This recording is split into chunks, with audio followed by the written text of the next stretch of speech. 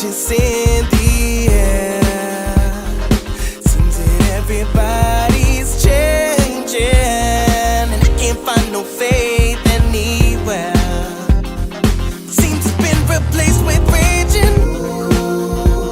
Something's got to give.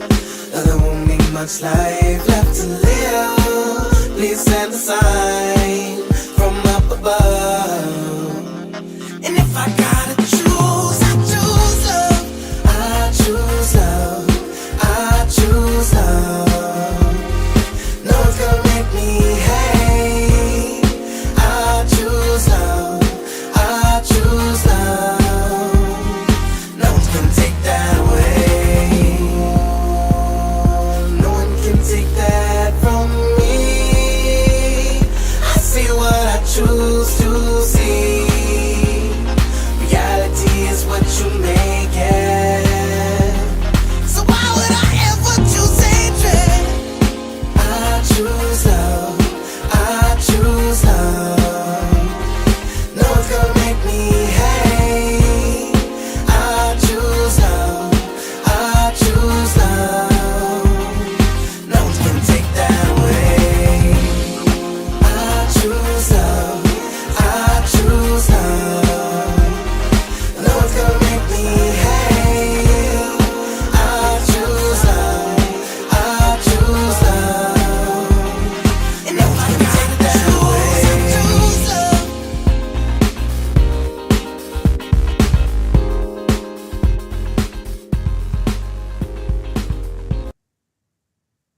What's going on? What's going on, everyone? Welcome to the morning version of Drop the Mic. Last night, the service went kind of crazy on me, and I ain't feel like doing the show. I ain't feel like doing the show by myself. I want to hear from you guys. This is what this show is all about. This show is all about hearing from you. I provide the information. I talk about the topic, and then I hear from you. So if you're interested in calling in for today's show, you see the number on the screen, 516-387-1638. I'm only going to be on for maybe an hour. So it's good to get inside the phone queue because it's first call, first heard, right? And today's topic, should the Local 100 administration consider a strike in May, right? Our contract is due soon, right? The negotiations should start around May. They start around 90 days before the expiration of the contract.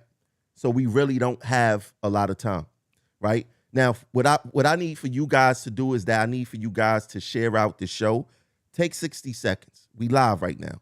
Take 60 seconds, share out the show, put it inside your group, put it on your main page, and let's see what's going on here, right? The more people to watch, the more people that hear the information, the more informed people become. This is the only platform that gives this type of information on a weekly basis, right? And we've been doing this for 5-6 years straight. So we need for you guys to share out the show, share out the information, and call in. I normally do this show at nighttime at 11 p.m. But something went on with the server yesterday, and I did not feel like doing it. So I'm going to try it right now in the morning. I know my regular base that call in was anticipating it last night, but it just didn't happen. But look, I'm going to get into something real quick, right? We must start holding our elected union representatives accountable, right? There must be a chain of command when it comes to help or getting help with issues here in Local 100. There has to be some type of chain of command. Now, first of all, before I'm able to help you, you must be able to help yourself first. And that comes with holding your union reps accountable. For one, you pay them, right? I guarantee you that your union rep makes more money than you off of 8 hours, right? you pay your union rep. And if you paying your union rep and you're not holding them accountable, you're just throwing money out the window. You're throwing money out the window. If you need help with something and your union rep is not helping you and you're not holding them accountable, you're throwing your money out the window. For an example, the number one complaint that I get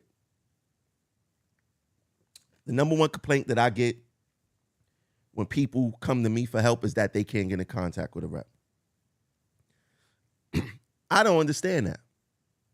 I don't understand how a member who pay a dues paying member can tell me that they cannot get in contact with a rep. Now, we will hear these narratives of union reps saying, oh, this person is not in good standing, this person isn't that. Well, guess what? Whatever happened during that 2005 strike, the last strike that put people in bad standing, once the dues checkoffs was reestablished, them members was paying dues again, right? So everyone here is a dues paying member. They are a dues paying member as far as I'm concerned, right? Now, when you tell me that you cannot get in contact with a union rep, I simply do not understand that, right? And I'm going to break down the different departments and the reps that they have, right? So you got Map Store. Map Store consists of Manhattan and Bronx buses. Map Store have 20 reps. You have 10 in Map Store 1, which is Manhattan. You have 10, which is in Map Store 2, which is the Bronx, right? That's not even including the depot reps, right? So we talking about Map Store as a whole have probably close to 40 reps. There's no reason why a member from Map Store should contact me and tell me that they cannot get in contact with their union reps when you have over 40 or probably around 40 elected union reps in total, and that's including the divisional reps and that's including the depot reps. Got to start holding them accountable. Let's get to RTO. When members contact me in RTO, they tell me I can't get in contact with a rep. How is that? How is that? RTO have 12 elected reps.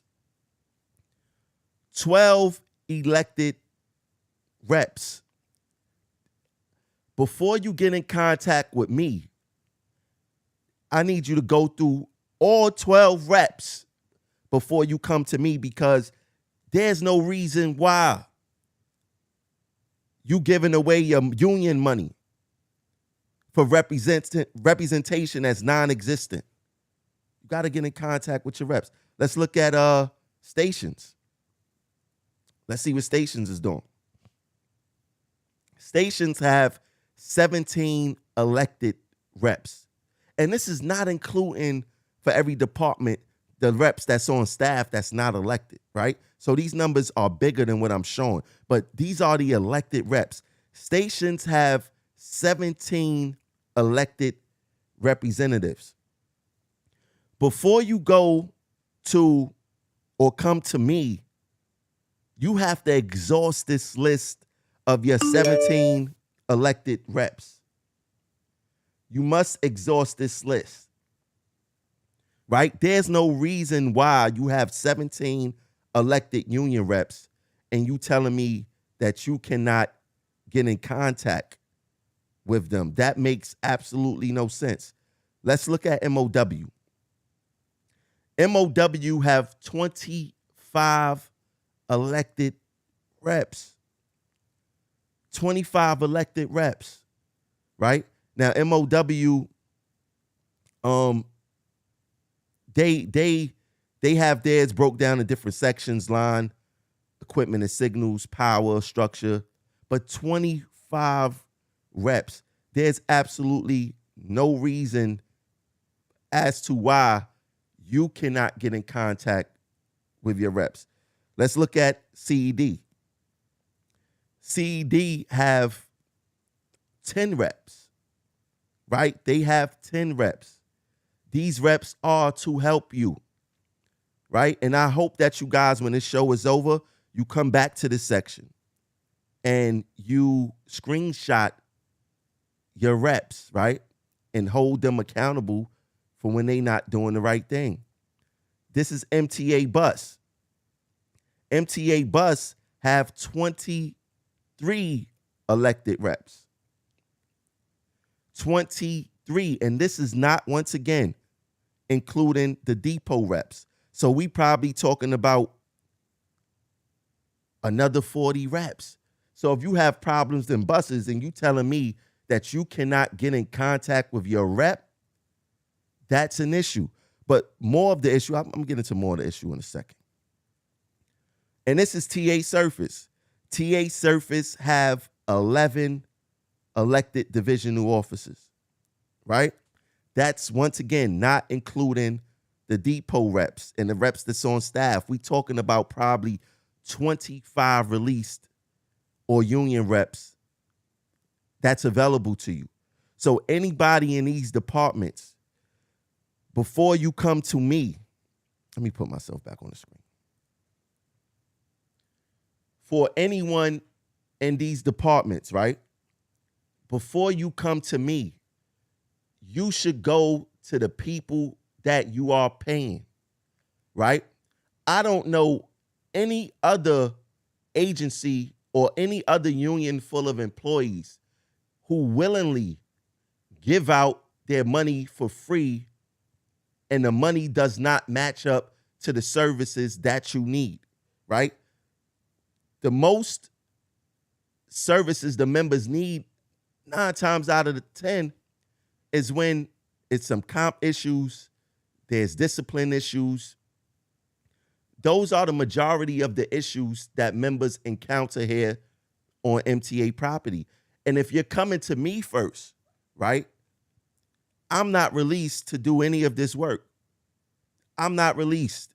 I do not get a salary to do any of this work, right? I guarantee you every single union, a divisional officer in RTO got paid more than me or get a salary more than me, right? And then the people who's coming to me is not holding the union representatives accountable, right? The people who's coming to me is not sharing out the shows. They not donating to the platform, right? They just want me to help, but you gotta hold your union representatives accountable. The people who've been coming to me, they've been trying to, it's all a game. They've been running a game. Hey, Tramel, I need some advice. I don't give advice. I consult, right? And if you want me to consult with you on certain type of things, you got to book a session with me because you're giving away your money for free to the union. And you expect me to take time away from my family, to take time away from the personal things that I need to handle, you know, whatever the case may be, to help. And I don't have no problem doing that. But at the same time, you got to hold your union. If you don't want to hold your union reps accountable and you want to come straight to me and you want me to rectify your issue, you're going to have to donate to the platform. Y'all not even sharing the shows. Or the people who come for help most of the time are not even sharing the shows. They just, hey, Tramel, I hear that you can help me. I'm going to send you back to your union reps. I'm going to send you back to your union reps. That's who you are paying to make sure that your business is taken care of. If you want me to handle your business, you have to donate to the platform. That's just how this go. I don't do these shows for no reason, right? I do these shows to give you information. If you literally watch my shows, you would not have to speak with me. You don't have to do anything. You could just watch the shows, inform yourself, and take action from there. But if you want this extra, I need to talk with you, I need to explain this, I need to explain that, you need to donate. That's how this working. You want to give away your money to the union administration for free and you don't want to hold them accountable. I'm not going to cover for their negligence at all. You know, they taking trips, they eating good at restaurants. All this with your union dues money. You don't care, but you want to, hold your union reps accountable. If you don't want to hold them accountable, there's you got to donate. You want me to take care, right? Now, speaking of holding your union reps accountable, there's a mass membership meeting coming up the 28th of this month, right? People go to game nights, they go to Lincoln drinks, they go to depot parties. I hope to see y'all at this mass membership meeting. I really do. I really hope to see you guys at this mass membership meeting, right? Now, at the mass membership meeting, you're going to see all your reps there, every division, all the divisions come together. They're going to be discussing their plans. You know, we have a contract that's due in May 15th, but the negotiations start 90 days before the expiration of the contract. So we're talking about the negotiations starting in March, right? And this is one of the reasons why I'm talking about what they call that? A strike show, right? That this is something that I'm talking about today, the strike show, right? Now, once again, I don't normally do the show this time. I normally do it at 11 p.m. If you want to get, or you have something on your mind, it don't have to be on the topic. It could be about the job in general. The call-in number is right there. Get yourself in the queue when I start taking numbers. The first come, first to call, first to get heard. As simple as that, right? But back to the mass membership meeting. It's very important that you guys come to this mass membership meeting, right? It's important that you start going to union meetings, period. And I'm going to do a separate show to show you guys the importance of union meetings, how union meetings are supposed to be run, and how the members actually control the union meetings. I'm going to do that show either later this week or next week, right? But the union is asking people to register for the show, right? I mean, not for the show, for the mass membership meeting. So when you register, they ask you to put in your pass. It's right above where it says get started. You put in your pass number or your member ID, then you press get started, right? And then this window pops up after you register. Now, what I don't get is that the union administration is starting to play their games again, right? They ask us this question: what is the most important for you to see improved in the upcoming contract? Select one. These are the games that they play with us here as the members. Why? Because we do not hold them accountable. There's absolutely no accountability between the dues paying member and the elected rep, right? Why are they having us choose which one is the most important?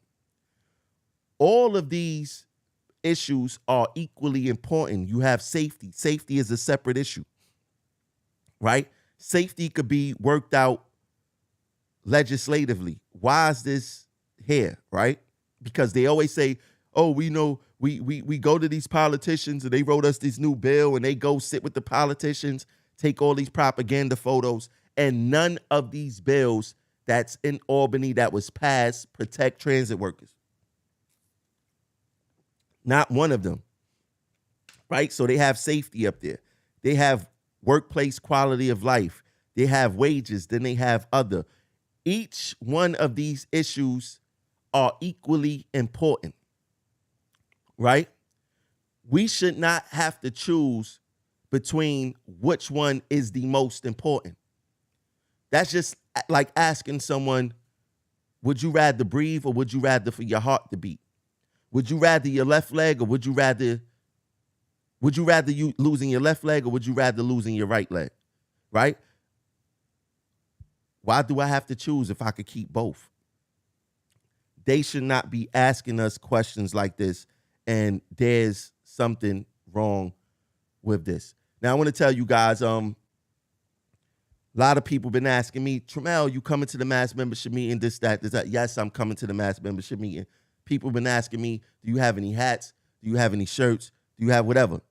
If you would like to represent progressive action at the mass membership meeting, right, and you want to represent the people who's been fighting, right, the people who's been in the forefront with our issues for close to 6 years since I started Progressive Action. If you want to represent some real fighters, you could go to this website right here, www.perfidel.com, perfedel.com. Get your hat. This is the week to order your hat because you want to have it before the 28th. You want to have it before the 28th. And I don't think that there are a lot of hats. I don't think that there are a lot of hats. You have red like this. You have black with the gold arc, and you have black with the red arc.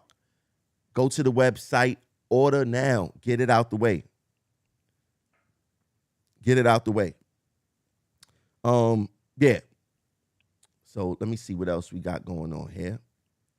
You know what? Let's get straight into the strike talk now. Let's get straight into the strike talk. I see people calling in early. I love to see that. We're going to get into the strike talk right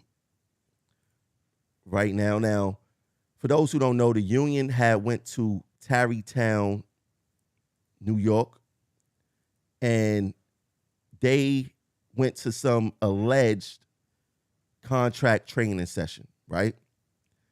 More propaganda, and why would they go to a contract training session a few weeks before the negotiations are supposed to begin?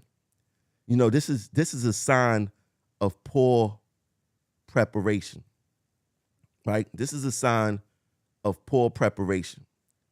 And what I found alarming with this is the fact that, they want us to think that they have our best interests, right? And this is the line that stood out with me, right? If you look at the bottom, they say City Hall has ordered up the rounds of budget cuts already. Some big private companies are laying off thousands of workers. We're going to have to fight like hell and must be prepared. That's what these last 3 days have been all about, getting prepared. So they want to make us think that they spent these last 3 days just solely preparing for this very, very, very important contract. This is probably one of the most important contracts of our lives, right? But then you have Mapstore Vice President Donald Yates posting this, right? Nothing like a Guinness on tap in his union shirt. So was the past 3 days really about learning, getting prepared for the contract, or was it about having a good old time, being a parade and party union that Stand United been representing over this past decade? You trying to tell me in 3 days, for the 3 days that you was in Tarrytown for this most important learning session, you couldn't go without a drink, right? Nothing like a Guinness on tap. This is what we are working with, people. This is what we are trying to put up some bat signal, right? And I'm going to explain to you.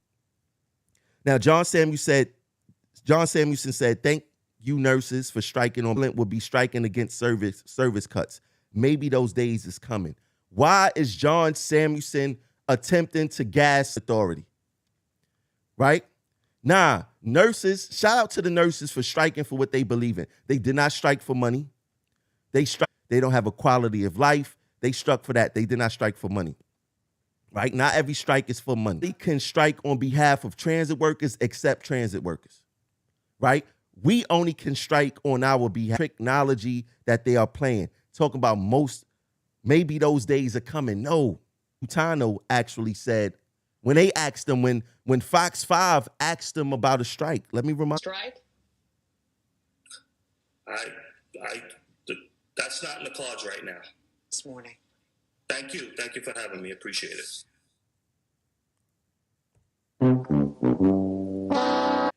Those were the words of a loser. He said,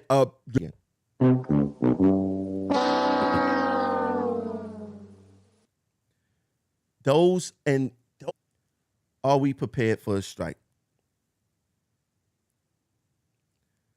Staying united, they have been in power for whole entire tenure that they have been in power for a strike in over a decade. Right? Last resort. It should not be our first resort, right? But before is because of the leadership of the Staying United administration it for a strike, right? So I don't think that we should go on strike because we're not prepared. The threat of a strike, we don't even have a threat of a strike. Forget John Sandy, no organization, no mobilization, and have the ability to go on strike for you at all times.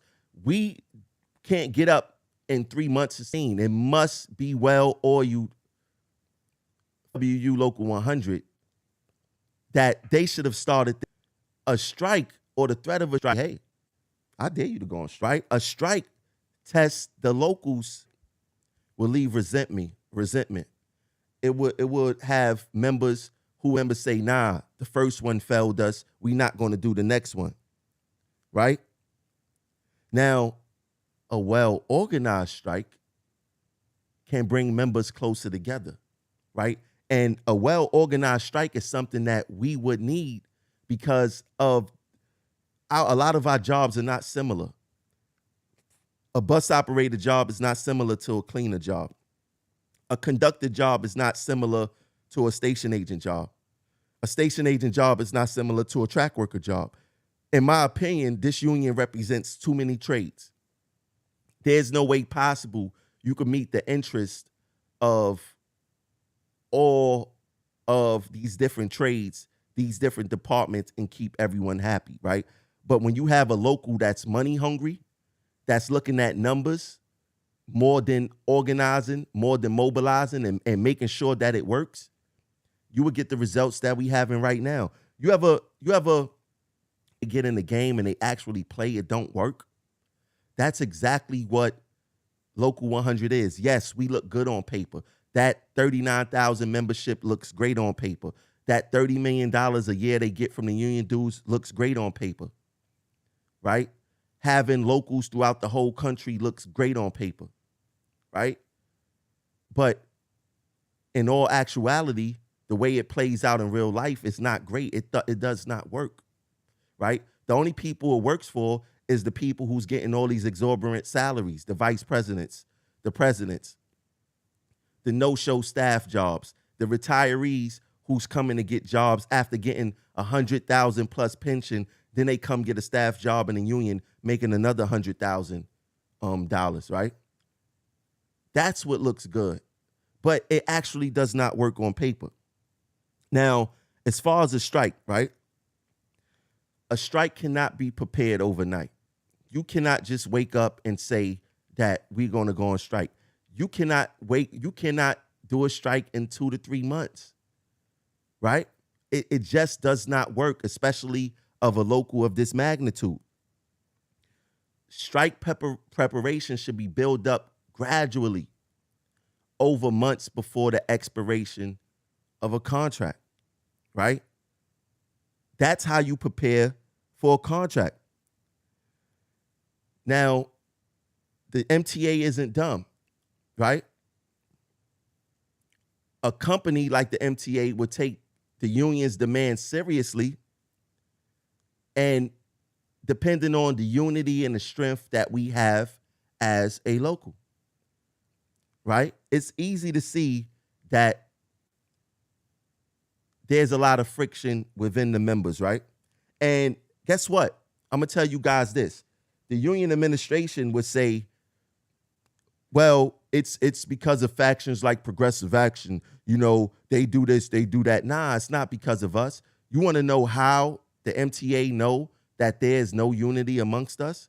Because you got people like Superintendent John Chiarello, who's also the secretary treasurer of the union, who got relationships with management, and it is allegedly told that he tells on members.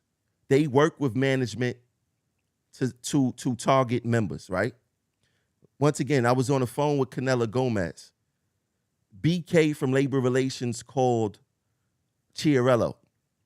And BK from Labor Relations told John Chiarello to get a hold of Canella because he's messing up business. How can management call he's the vice president, Superintendent Chiarello was the vice president of MOW at the time.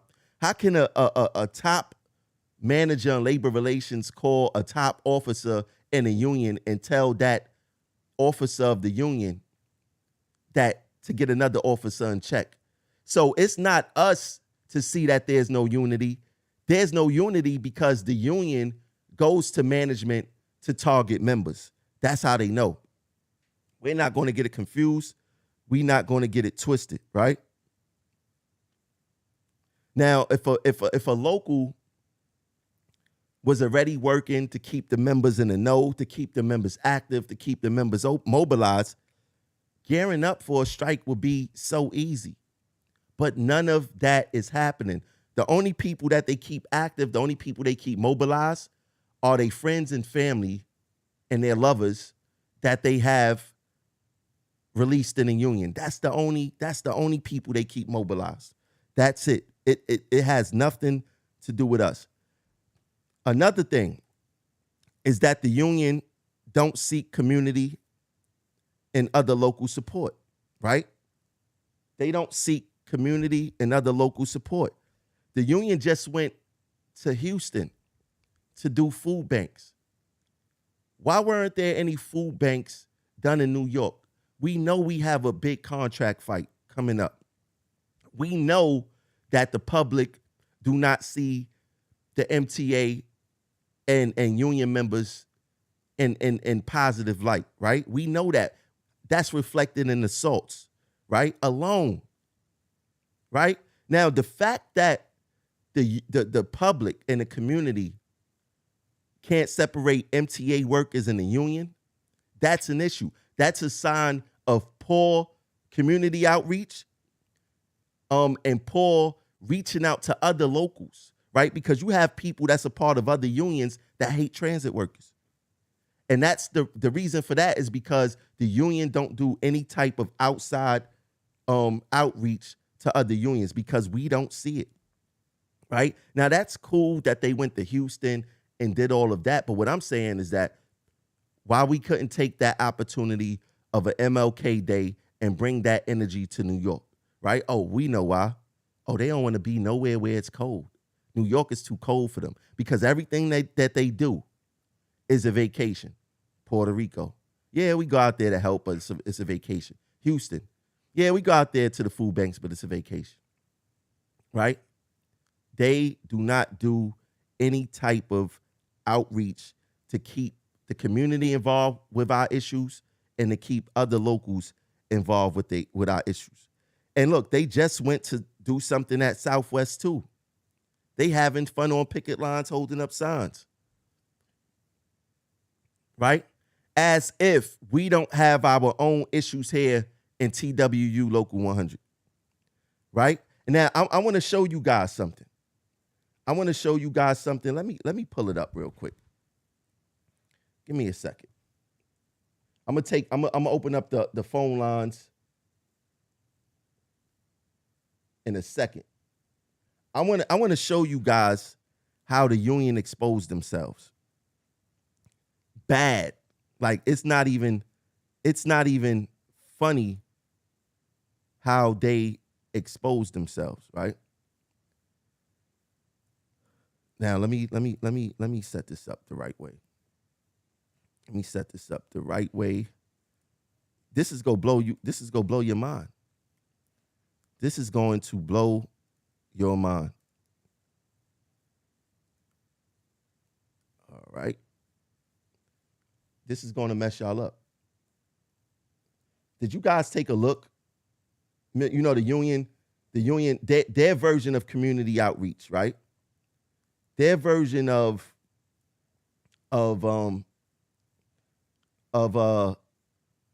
reaching out to the public and doing this and doing that. The union released this petition at least 2 weeks ago. They released this petition at least 2 weeks ago. Do you see how many signatures they have? Can you see how many signatures they have? They don't even have 2,500 signatures. They got 2,042 signatures right now as we speak. 2,042. The MTA is laughing at this. Nobody don't care about our issues. And I told you guys that this would be a failure. I told y'all that this would be a failure. 2,042 signatures right now. And that petition been out for 2 weeks. 2,042 signatures. You know what the MTA is saying? Even if they would have bought up 100,000 signatures, the MTA would have said, this ain't mean nothing. 2,042 signatures. The union exposed how weak we are. They exposed how they don't do no community outreach. They exposed a lot about themselves. We are in trouble, people. Let me take the first caller. Caller 1306. 1306. You now live on Progressive Action TV. Drop the mic. Are you there? Hey, you can hear me? I hear you loud and clear. What's going on? All right, car operator Pollard. Pilot, what's going on, my brother? Nice to meet you the other day. How you doing? All right, and I think you're absolutely right on the fact that we are not prepared to go on strike. But it should be, strike should always be something that, but we are not prepared at this moment and at this time. And I believe that our union is failing us by not preparing us for these type of actions that needs to be taken so that we could be able to fight a good battle to get a good contract at this time. So you do think that we should go on strike, but we just not prepared to go on one. If we have to go on strike, I think we should go on strike. But we're just not prepared to do it in a manner where it's going to make sense to go on strike. Yeah, I mean that's the whole thing. You know, a strike should be the last resort, right? And John Samuelson, I'm gonna put it back on the screen. John Samuelson is trying to gaslight us and say, you know, maybe these days of coming of us going on strike. But the reality is that we not prepared to go on strike. As much as I would like We're not to. prepared. Go ahead. It's your stage. Go ahead. We didn't have not one source of a meeting or anything with the members to talk about going on strike. We didn't even have a meeting about a contract demand. So how are you going to talk about a contract strike? It's time for us. This is not the time to talk about going on a strike now because of the fact we're not prepared to go on a strike now. If we're going to do this strike thing, we should be prepared years ago, a year ago, maybe 2 years ago at least. Be prepared for it. Prepare us for it and whatnot. But right now, I just think that, you know, it's a dog and pony show with these cats, man. It's a dog and pony show, man. And it's sad that that's what we up against. But they get in all our money. They get in, we got 40,000 members that they get in over I don't know how much they get in, but they get over $1 million and whatnot from us. And they're not giving us nothing. Wait, say that again. 40,000 members, what? You got 40,000 members. Uh-huh. That they get union dues from. Mm-hmm. They get union dues from these members, but they're not producing anything for the members. Well, it's around 39,000 members, right? But they getting around $30 million a year. 30 million, bro. You see? $30 million a year, and you're right. And they're not doing nothing for us. You're right. Well, look, Pilot, thanks for calling in. Let me get to the next caller, and I'll see you at the next meeting. Yes, sir. All right, peace. Thanks for calling in. Let's get to the next caller. Caller 1173. You now live on Drop the Mic Progressive Action TV. What's your name? Where you calling from? Yo, Terrell, what's going on? This is Brother Leonard, man, from Brooklyn. What's going on, brother Leonard? How you doing? Chilling, long time, man. You know what I'm saying? I try to catch some of your lives, man. The information definitely on fleek. But I just want to touch on some points that you made really quick about the union. Mm-hmm. That's just one of the points. When it comes down to the union, if the members are not active in the union, they don't know what's going on. And if they don't know what's going on, the union representatives and upper echelons can ram stuff down their throat. That's number two, because they're not active in what's going on in the current events and the day-to-days of the corporation or the company. That's number one. Number two, the members should not allow the union to go and do any outreach outside of their vicinity. I mean, outside, all their outreach should be in New York City, should be in the 5 boroughs of New York City, because that's where they operate. Okay, that's number one. They're spending the members' money to do this outreach. So you talk about flights, you talk about expense accounts, you talk about rental cars, you talk about food, you talk about lodging, you talk about all this money that's being spent somewhere else, but yet and still the money is being made and took out of New York City. All right, that's number two.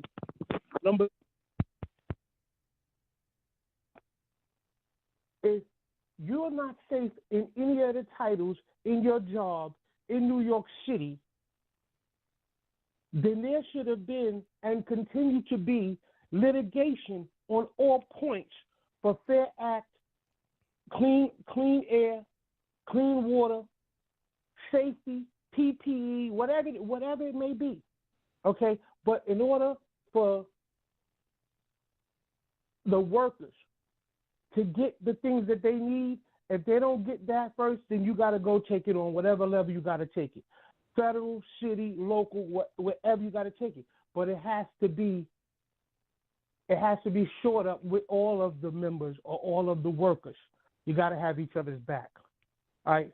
Number three, when it comes down to contracts, if you're not getting ready for contracts, if you don't know about concessions and givebacks and critical language and critical writing and stuff like that, go educate yourself on some of these things.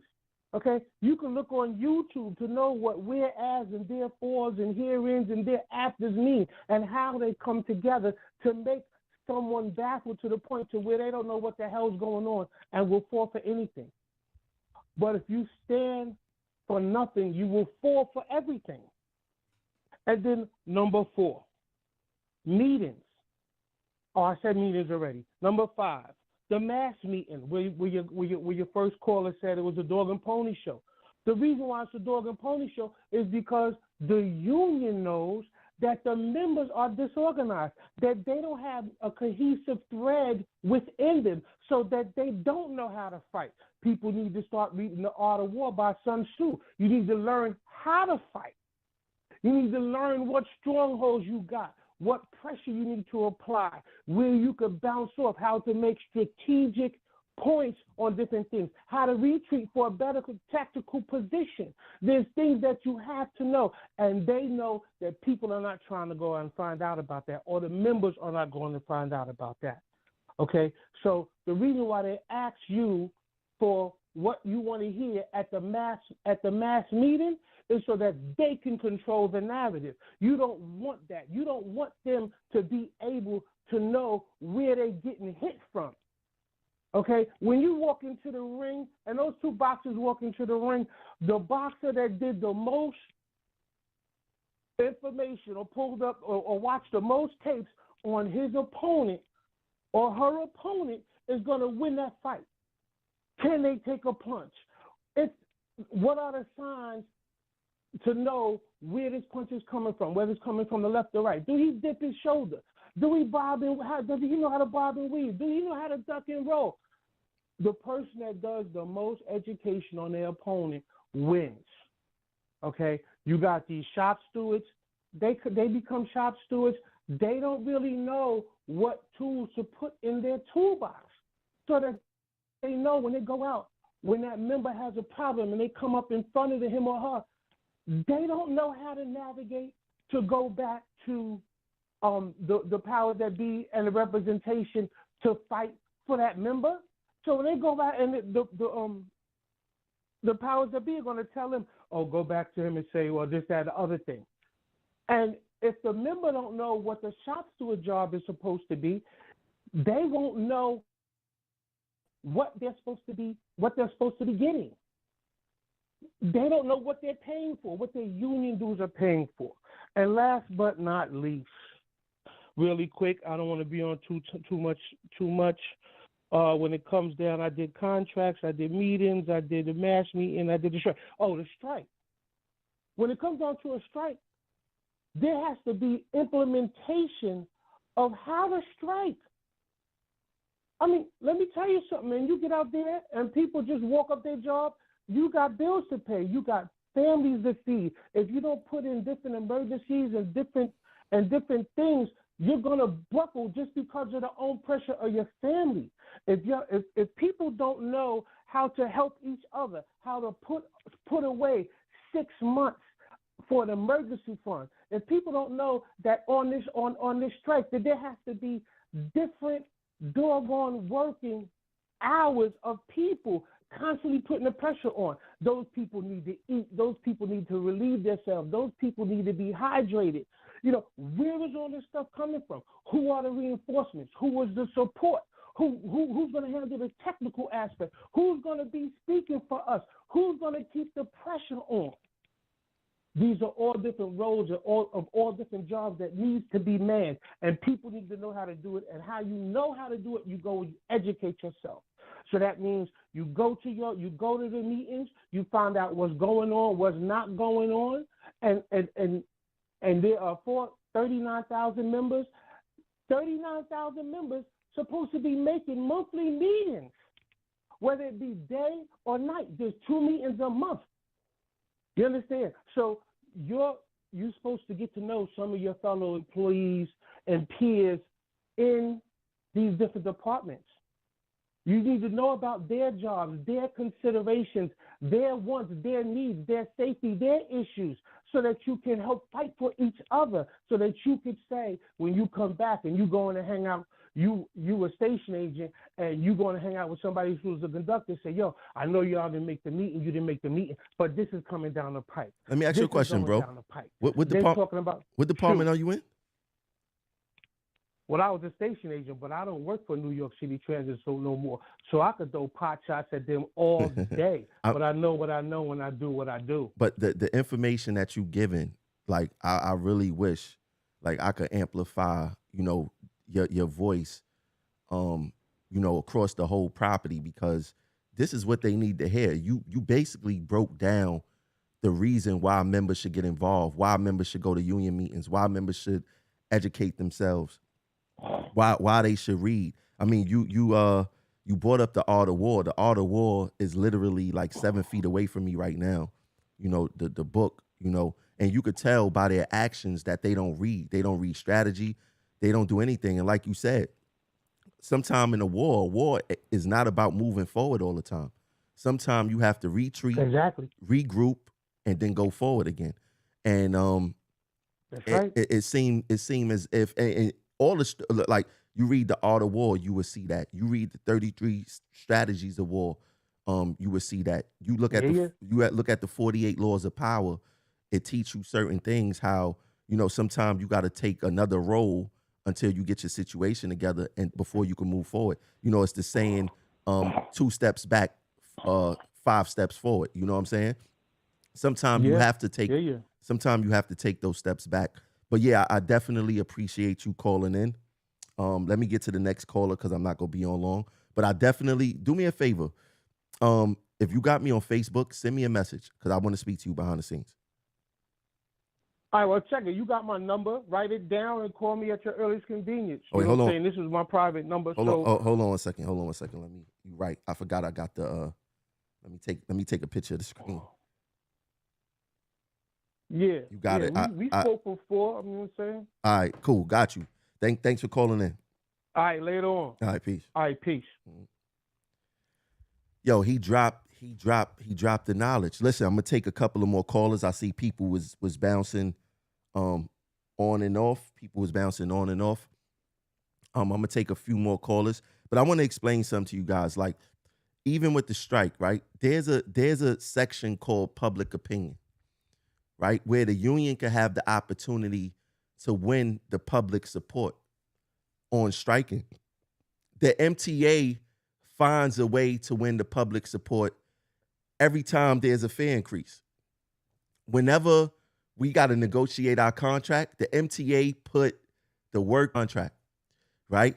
So the MTA find a way how to get the public on, who is actually incite violence on the workers. Whenever they say we have to raise fares because time the MTA came out with that narrative, Local 100 did nothing. Let me get to the turn me down in the background. Turn me down in the background. What's your name? Where you calling from? I didn't thought we should have been strike. I thought we should have strike right after in the middle of the pandemic. This would have set the tone for going to this contract. Let them know that this is not a game. The fact that the union is a joke what other departments want. We don't know what we want at all, or what we even going to be striking for. So the fact that they even talking about strike now, and I think we're a year late. Yeah, and you brought up two good points, right? And we cover it all the time. The pandemic was the law. We actually hear nothing about any hazard pay. There's no talk about hazard pay. And I'm figuring that at some point you're going to have the Local 100 administration asking the state for hazard pay money. We lost more workers than any other one agency, and took a strike during the pandemic, but they definitely. Now let me ask you this: we all know that at this point, workplace quality, a better quality of life that we. Nah, I don't think is hit the MTA where it hurts. Is affect their pockets, the tolls. Let's protest across the traffic to where we cause them. They moving in the direction where they not. Bro. Thank you. Talk to you later. Mm-hmm. I see what the people talking about now. The show is lagging. The show is lagging, and I don't know why. Let me see. Let me cut that off. Yeah, the show is lagging. I don't know why I apologize, y'all. The show is lagging. Sometime when I have too much stuff tapped into my my Wi-Fi, it goes a little crazy.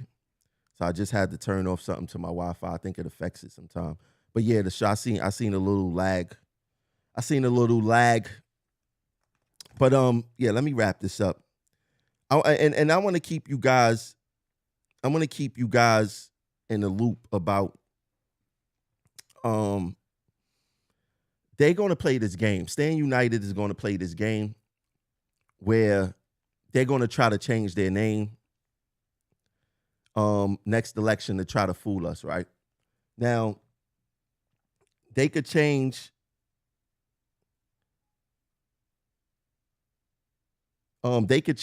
whatever they want to change, right? Yeah, I apologize for the lag, people.